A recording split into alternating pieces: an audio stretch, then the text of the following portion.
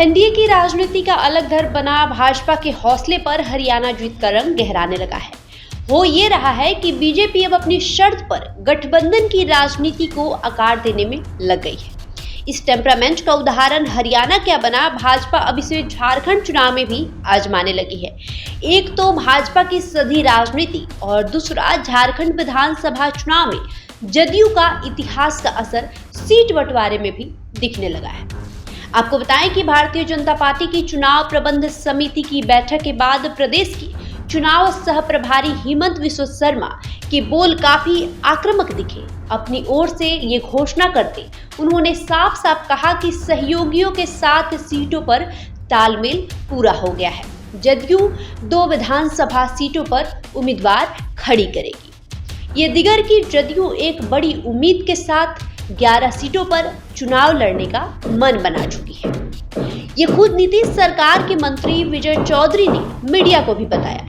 उधर झारखंड जदयू प्रदेश अध्यक्ष खीरू महतो ने भी 2 सीटों की हिस्सेदारी पर अपना रोष जताते हुए कहा कि सीट शेयरिंग को लेकर अंतिम फैसला जदयू के आला कमान को तय करना है, लेकिन हमारी तैयारी 11 विधानसभा को लेकर है। जदयू के 11 सीटों पर लड़ने के दावे का आधार साल 2005 का विधानसभा चुनाव कहा जा रहा है। इस चुनाव में जदयू ने कुल 18 विधानसभा सीटों पर ताल ठोका था और 6 विधानसभा सीटों पर जीत भी दर्ज की थी। तब जदयू को 4% वोट भी मिला था।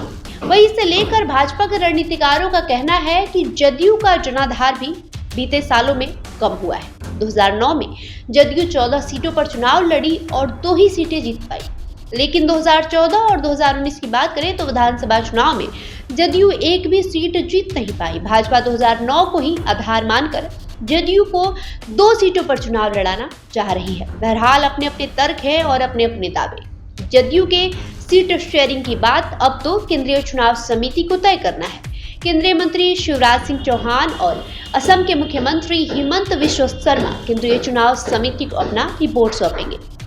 अब जदयू के राष्ट्रीय अध्यक्ष नीतीश कुमार और झारखंड के प्रभारी अशोक चौधरी से बातचीत के बाद सीट शेयरिंग की आधिकारिक घोषणा की जाएगी। बहरहाल आपका इस खबर पे क्या प्रतिक्रिया है, हमें कमेंट बॉक्स में लिखकर जरूर बताएं। साथ ही हमारे YouTube चैनल को सब्सक्राइब कर लें। धन्यवाद।